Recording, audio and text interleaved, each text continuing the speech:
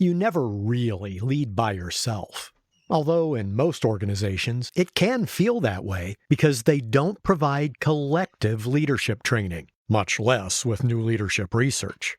Our guests, Nicole, Ferry, and Nathan Eva, point out that the old standard MBA leadership models just don't cut it anymore. And they reveal how to update your model. We can help you keep your leadership skills up to date too. From group leadership coaching to courses, the Innovative Leadership Institute has the tools to keep you current. Learn more at innovativeleadership.com.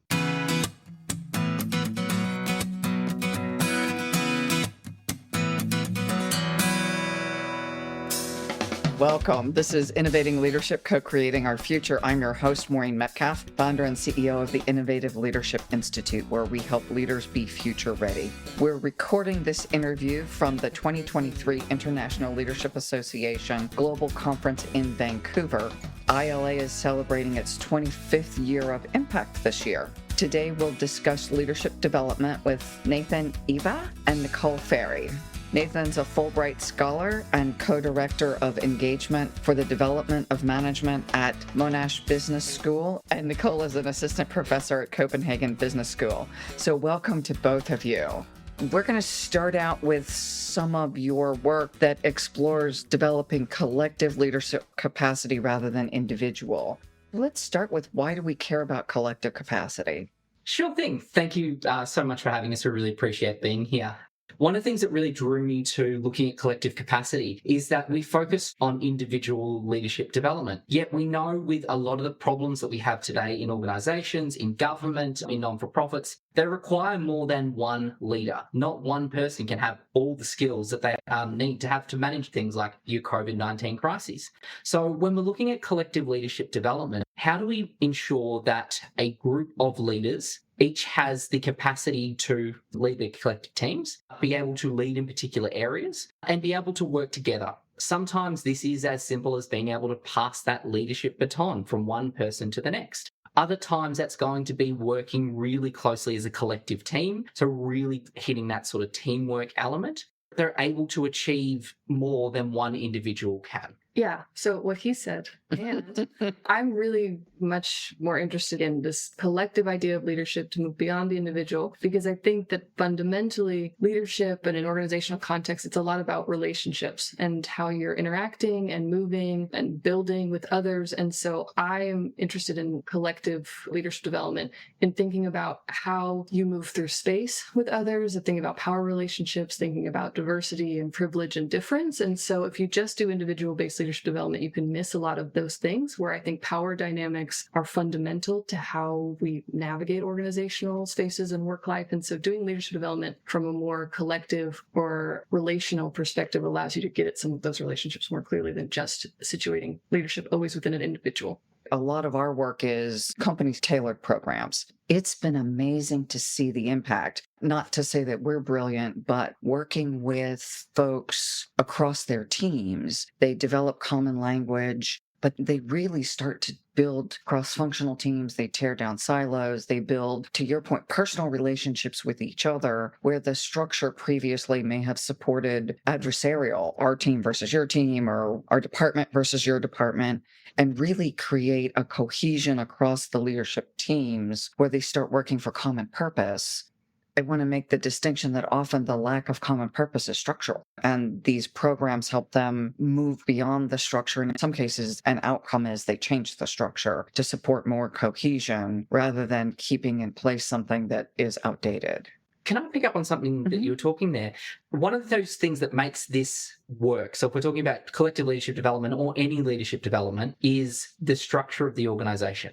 We can spend millions, billions of dollars taking leaders or collectives of leaders out into leadership training. But if they're walking back into an organization that doesn't allow them to engage in that particular type, so you're talking about power sharing through there. If your organization is still set up in silos, if it's still set up in one team is working on one site, another team's working on another site, and they have no clear communication channels, all of that great work that you might do in leadership development is all for naught because the organization structure, strategy, the way it's set up is going to stop those things coming through. And Nicole talked really nicely about power dynamics as well.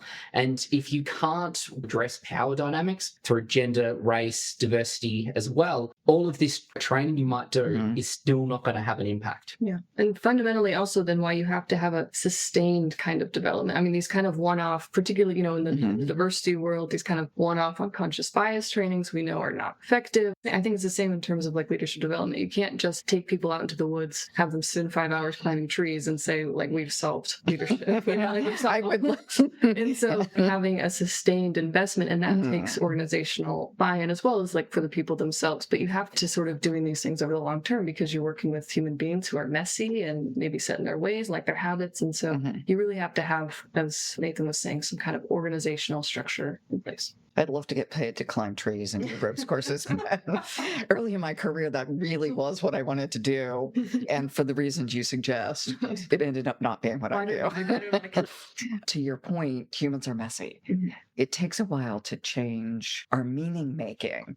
I can compel people to change behavior short term, especially in medical situations where people get sick. Short term behavior changes often, long term, far less often. Yeah. It takes a long time to transition people out of the mindset that leadership is an individual skill set. I teach classes on leadership and they come in and they think that I'm going to educate them on the 7 steps that they need to do to become leaders.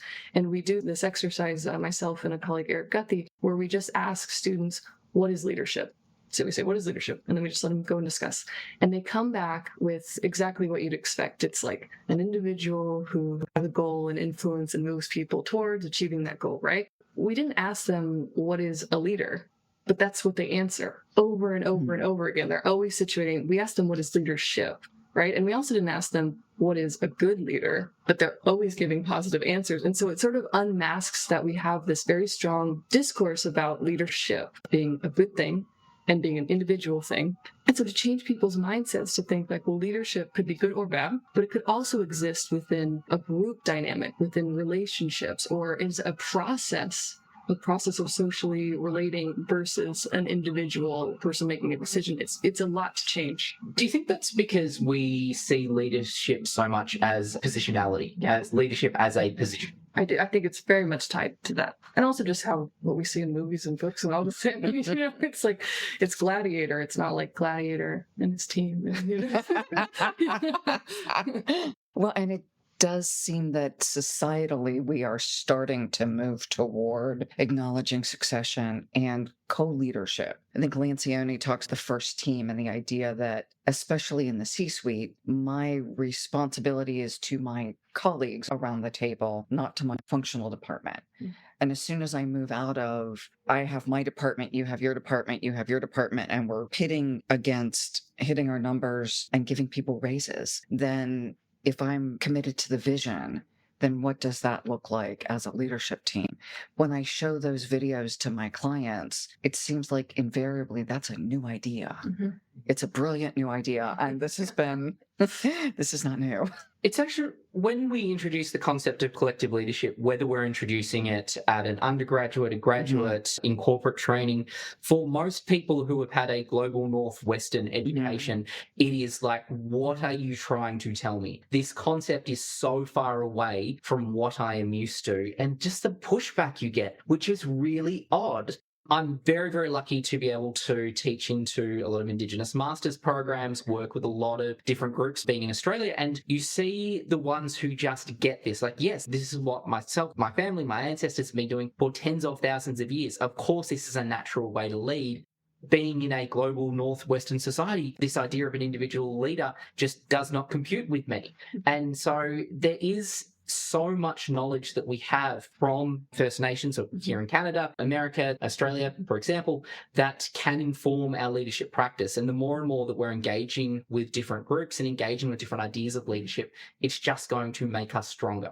I want to build on something you said, Nicole, that people come in thinking you're going to give them the checklist. When we do training, I have a similar, like, people will decide it wasn't a good training because they didn't walk out with the check sheet versus I build self-awareness. I realize that I'm the instrument doing the leading. I wonder how you navigate that as you're building programs and critiquing programs. So a lot of the leadership development work that I do is deeply tied to diversity work as well. Okay. So when I'm building collective capacity or I'm talking about leadership development, I'm also fundamentally doing inclusion or social justice leadership development, because I'm not to take off topic, but I fundamentally believe that if you're doing leadership development in the current culture, you cannot have a leadership development that doesn't touch on power, privilege, and difference. Just as much as people want to say they're a leader in 7 steps, they would also like 7 steps to solve racism. If we could do that, we would have done that already.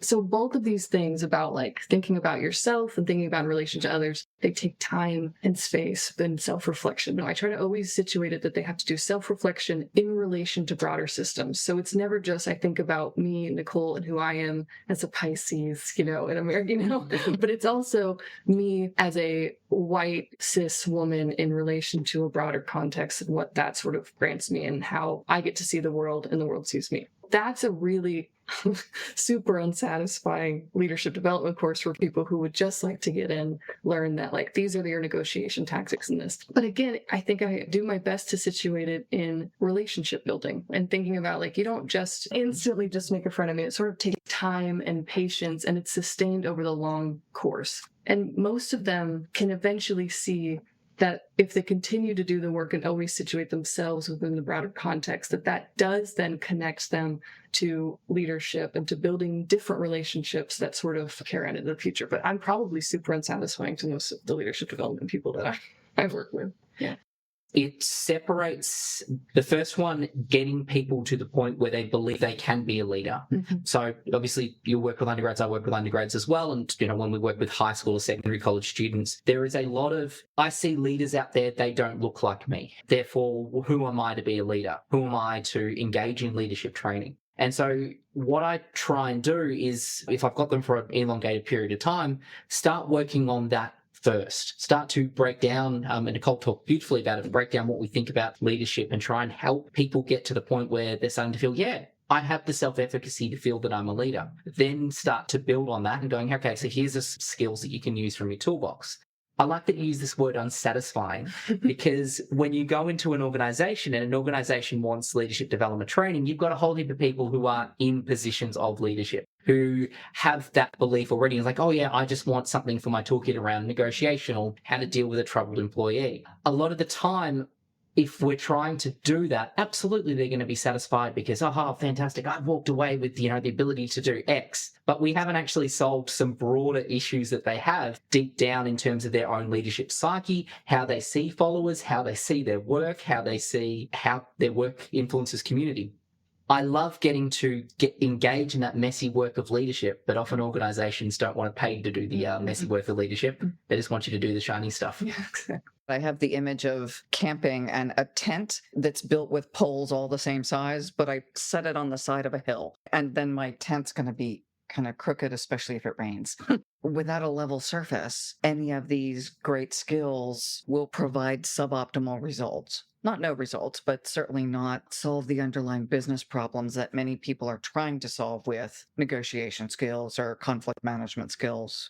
Then they wonder if the training was bad. Not wanting to platform any bad leaders right now, but we do see quite a few negative, immoral leaders out there who have some pretty strong leadership skills, have some pretty strong charismatic skills that you go, yeah, there needed to be a lot of character-based training that went into this before they've been able to develop these specific skills that are having some pretty negative impacts on people. Let's pivot slightly. How do you know what's good leadership training? Good being it actually delivers the ROI that the organization needs. And I think we just pointed to one challenge that many people are trying to buy a spot solution to a bigger problem. And even that, some of it is delivered in a way that doesn't produce the results that they're looking for. There's two important things to take up. The first is there's a lot of airport book pop psychology leadership stuff out there, like not research or evidence-based informed work, right? But more of what in a lot of my work, I call like a quasi-therapeutic sort of approach to leadership, which is very much like in the same vein as sort of self-help, right? And self-development, but not maybe informed by like psychological research, but more informed by like the 50 interviews we did with 50 CEOs. And those are everywhere and those are popular and those give you the satisfactory thing that you're looking for because it's got 12 easy steps and you follow these, right? Avoiding those is maybe a good first step. And I'm sorry to everybody whose business I've just lost, but I think looking for more evidence-informed practice is really good. But it's also looking for development programs that we talked about that are like sustained over time, that are built on research, that maybe don't do the satisfying stuff instantly. So that's one. So kind of being a critical consumer of leadership, I think, is really important, considering that everybody thinks they can do leadership and everyone can be a leader, and that's be its own dangerous narrative. The other thing is exactly what Nathan said earlier, which is that it doesn't matter what program you buy or what leadership development thing you do. If your organizational space is not ready to make the changes that need to be made, then it's not even about what you buy. It also matters very much like the structure and the environment that you're in, whether anything that you do in terms of leadership development will matter. Picking up on what you were saying, when I get asked this question, I always go, take a look at how people sell that leadership development program. Generally, all leadership programs are going to be rated highly in satisfaction because it's about you. And there's nothing more important than you. And so, I've had all this time focused on me. Of course, I'm going to rate this highly. And generally, there will be some beautiful quote saying that this was the greatest thing since the Beatles.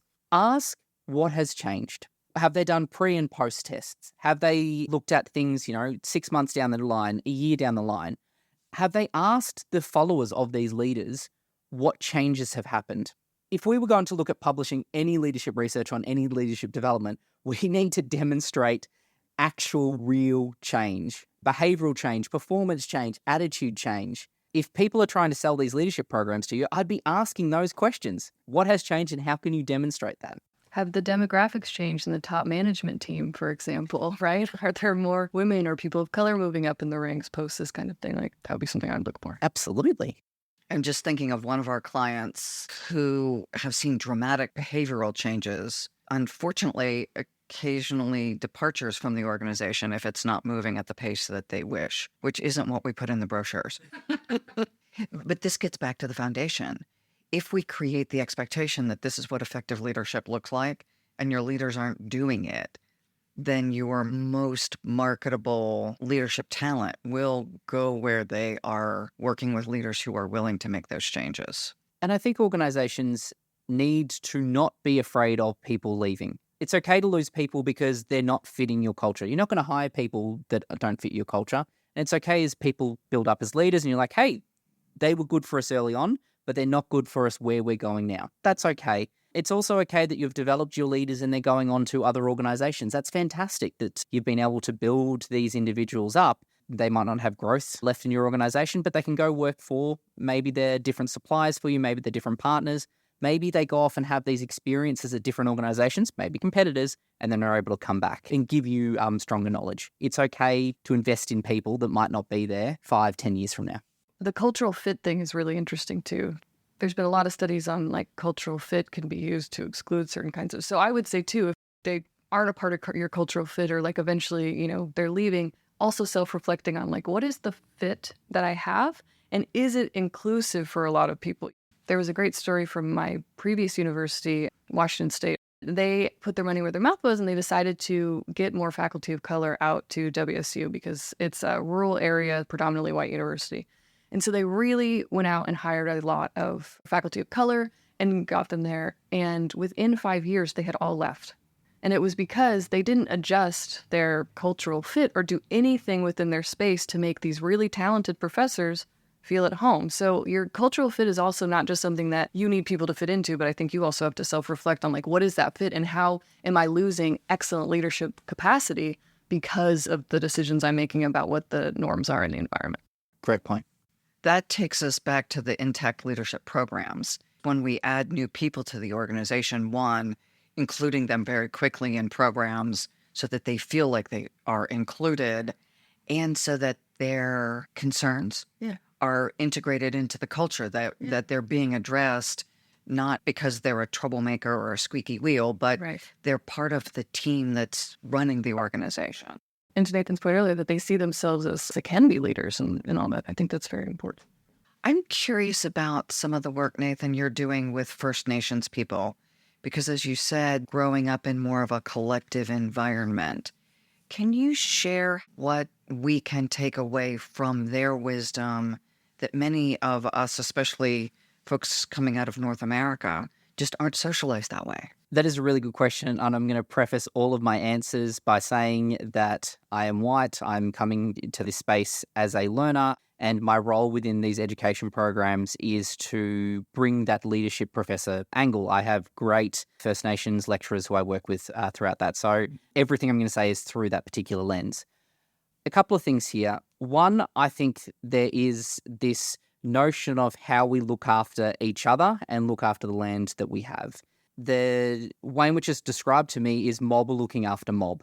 How we're able to develop each other, how we're able to look after each other, and not just professionally within that workplace, but also personally, understanding that things are tough at home. Our First Nation people in Australia have gone through generations of trauma that has been caused by white colonialism in Australia.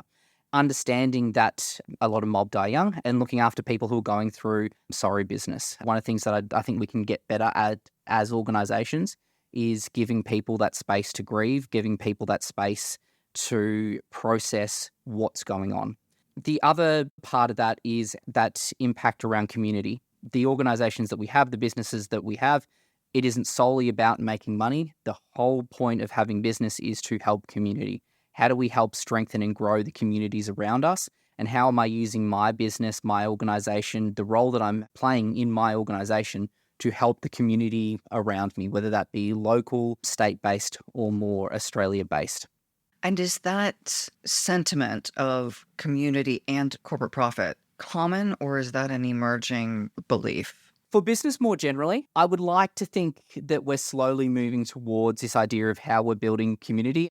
But I don't think we've moved there as quickly as we think we have. I would say even pre-pandemic, I felt we were getting a lot closer. It almost feels like we've gone into the pandemic and coming out of it, we've just been so focused on ensuring business still exists that idea of helping build community seems to be more secondary, which is interesting to me. We've talked about corporate social responsibility programs and whether they are good for business or whether because business is actually looking to actually do good for the community. And I'm starting to wonder, coming into post-COVID, whether a lot of CSR programs are purely just talk rather than actually helping the community.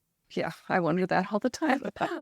Of course, there's pink washing and woke washing and greenwashing and, all sorts of things that, you need to be suspicious of, I think, within organizations. I will say that I have more and more hope within the leadership studies community in terms of trying to move their developing leaders towards understanding leadership as more than just a way to boost profit. So Steve Kempster, I don't know if you're familiar with his work, but he's got this great stuff on good dividends. And he essentially just breaks down that, of course, as an organization, you have the profit, but you also have community. You have all these kinds of ways that you can see as successful for your organization. And so just changing the mindset, I think, within organizations to see that there's a lot more than just the bottom line. More and more leadership studies are moving towards helping contribute to that narrative as well. Whether or not organizations are taking it up is a different thing, which just comes back again to like the structures that they have in place, but it's at least gaining some traction. The idea of conscious capitalism in the U.S. gained some traction. I don't know how much yet. Yeah. Well, and if that's an oxymoron to it. It's not just profit. It is profit and community and employees and all other stakeholders. I'm a servant leadership scholar, and I look back to Robert Greenleaf's original work on servant leadership, and he talks about the importance of leaders being able to lead their organizations so they make profits, so they're able to help communities and help followers and help broader society. There is a imperative and importance for organizations to still be profitable to be able to do these things, absolutely. And I am at least hopeful that maybe through a lot of pinkwashing, greenwashing, etc., that maybe it just becomes so natural of what we do that it does get ingrained. Whether it's deliberate or not, at least something's happening. What do you imagine is possible for the field of leadership development and required in this very complex time? That is a really, really big question. I'm given a lot of hope when I start to see the different types of leadership programs that are starting to emerge and the different leadership research around development that starts to emerge. I'm the fundamental belief that the problems that we are in right now will not be solved by our traditional leadership curriculum that is very 1980s based, very white male MBA based. I'm really excited about the different organizations and different scholars who are looking at specific gendered-based leadership development programs, LGBTIQA leadership development programs, Indigenous leadership programs that are starting to address what it means to do leadership in a female form, in a Black female form, in an Indigenous non-binary form. And they are just beautiful programs where they're able to talk about different leader identities, how we show up, how we address these barriers, and how we work with organizations to reduce barriers and reduce stigma and engage in different forms of leadership. Acknowledge that leadership looks different to different people and that different types of leaders are needed for different situations. So I think that we can push forward with leadership thinking, and I think we can push forward with leadership development, but it is going to require a whole of system change. We need to change as universities and how we educate leaders. That needs to trickle down into how we're doing it in high schools and how we're doing it in primary schools, because when our first implicit leadership assumptions are generally coming when we're very, very young and looking at the leaders up there and saying, who is a leader, who isn't, what are those leader behaviors? What are the leader behaviors of, a school captain of a junior school? And we need to start to shift all of those mental models. Many of our listeners are those people up there who were educated in the 80s with MBAs. I would be one of those. How do we connect all of these new ideas for people already in seat who are working in the context where that 1980s MBA mindset is still prevalent across the ecosystem? And if I change while I'm running an organization, do I actually make my organization less effective because the ecosystem hasn't changed? Really tough question. Again, you have the experience that I'm never going to have. You've led these organizations and you led these organizations as a woman, and you're going to have this knowledge about the barriers that you have faced, what's worked and what hasn't. I think that a lot of that change has to come from senior management, and I don't think that it should all just have to come from women. I don't think it all should have to come from people of color. I think that white male leaders have to step up in these spaces, have to train themselves. We have plenty of allyship programs out there. We have plenty of diversity programs out there. I do not see enough white male CEOs, C-suites willing to put their hand up and say, I don't know what this experience is like. And I don't know what I don't know. How can I go and change this to make this better? I think a lot of that does need to be led by this group of senior white men who have the power to be able to make these broad changes around hiring practice, around performance practices, around promotion practices. Yeah. Okay. So now you got me excited. One of the things I've been working a lot in terms of just thinking and research is our gender-based leadership development. So we know we have a booming industry of women's leadership development. And we do understand why historically and even currently, this is like a necessary thing to have, right? If women are, I think 21% of senior positions globally, I mean, there's still a gap, right? And so we can understand the importance and the historical situation of women's leadership development. But I'm sort of toying with the idea that we also need, if we have a women's leadership development and we don't have a men's leadership development, then we're coding leadership development as by and for men, which has been there's been a long history of that for a long time, right? Because we know that leadership has been historically a masculine performance and an endeavor and all that. And so I am toying with the idea that we develop a men's leadership development program, and start doing these, because women's leadership development programs come in many, many forms, from like a very more traditional add women and stir to all the way to like maybe a more like feminist oriented model. But in the end, it's about putting gender at the center of the discussion and thinking about how leadership development happens therein. So I would love to do that for men and think about the ways in which we could talk about let's say, masculine, because masculinity is most associated with the male body. So we have masculine performance and how that affects their leadership, and to get them to think about who speaks first at the meeting, who interrupts more. Is that the best way to lead? And so to kind of do the same thing that we do for women, but we also do for men, but in a critical sort of feminist way that says not to make people feel guilty and not to change men or fix the men in the way that maybe we've tried to fix women for thinking Sandberg and lean in. But just do that kind of critical gender work and have them do those kind of self-reflections so that they can understand the way power privilege works and then go into their organizations and do something differently. I think that'd be exciting. I'm invoking a problematic binary when I say let's have women's leadership development and men's leadership development, because there's all sorts of genders that should be included. But I'm doing it to sort of make a point, because it's when you flip it on your head that you start to see the power come to light. What I would like is that we do away with gender-based leadership development, and instead we have all leadership development be gender-informed, so that you're getting an education about gender within the leadership development and the dynamics there, as well as race and power structures, things like that. I do this activity in class with my students where I have 3 people who identify as men, 3 people who identify as women come up, and I give the women, they're the interviewers, and I give them a set of questions. Then I prep the men over here, and I say, just prepare like you're going in an interview because they're the interviewees. And we come together. And the questions, what I've done is I've taken the ones that women are traditionally asked and I flipped them for men. So it'll be like, what's been your biggest barrier as a male leader? Or, oh, that's like a nice fitting shirt. Do you think it's going to be distracting for others in the office? Or do you have any problem working in a female-dominated team? The first one, I think, is how has your gender affected your leadership style? Where I think women have been trained to I know exactly what it means to be a woman leader, right? And how to answer that question. It's not to hate on the men at all, but they have this kind of embodied experience where they realize they've never had to answer that question because they don't lead as male leaders, they just lead. Once you flip it, so if you had a men's leadership development, once you do those kinds of things, that's how you kind of come to see where the power lies in a way that, again, power and privilege are working if you don't see it, if it's invisible, right? And so you bring those things to light, and that can be really effective, I think, for developing leaders and also for, like you said, young men who are trying to figure out where they fit. I mean, doing these kind of embodied exercises within leadership development gives them more perspective on how they navigate space and make relationships with others and things like that. We do an IT training program, and so it's technology people from across different organizations. And we ended up in one of the classes talking about women cry when they're angry, rather than, so if you see a woman crying, it's not because she's helpless and wants something. She's pissed often. It's just how our physiology works.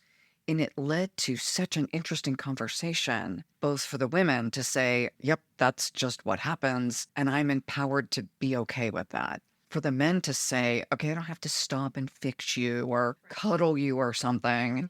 It's just, are you okay to continue and deal with the discomfort? Both genders just haven't had permission to have this kind of open conversation. Women have been socialized that it's okay to cry.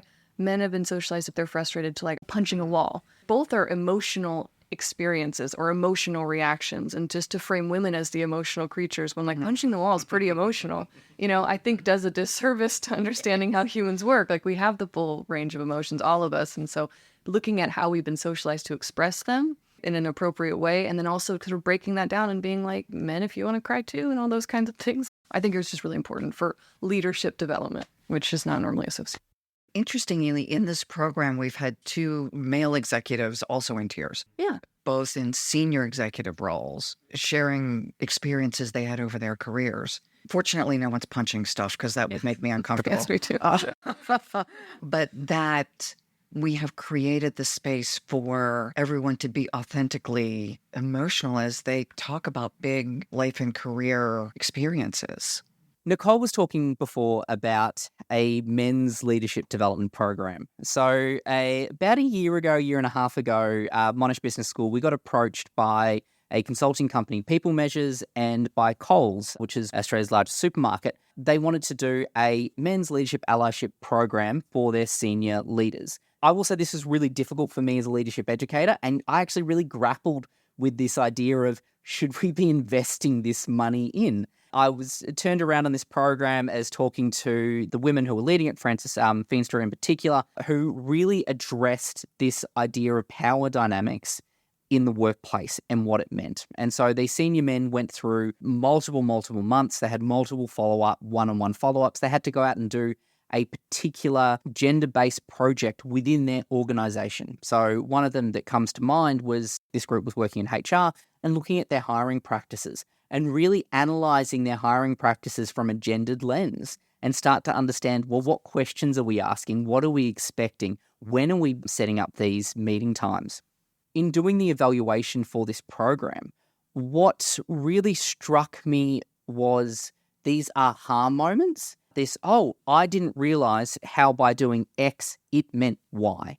I thought I was a great advocate because everyone on this program are advocates, right? You wouldn't sign up if you weren't. I thought I was a great advocate, but I wasn't doing enough here. And one quote in particular is just sort of stuck with me was he didn't realize how gender roles were playing out in his home life as well. And it made him reevaluate not only what was going on at work, but also what was going on at home as well. He reports in starting to even out that housework, evening out the child activities. There are a lot of benefits with these sort of programs. Yes, this is a pilot program. Yes, that it's small, but I'm excited to see where this might go and the changes it's going to have within these organizations. Yeah, I've been reading about that because I've been trying to do this research and see what's out there. And I use them as a great example of doing this kind of work in a way where, to your point, it's not to recenter men. That's the key, because that's where you get a little conflicted. Like, oh, leadership's already for men and now we're going to make a program for men. And that just seems like the discussions that you have when you talk about educating white people on racial privilege and things like that. So you don't want to recenter them, but you do want to bring them into the conversation, because if you don't, then all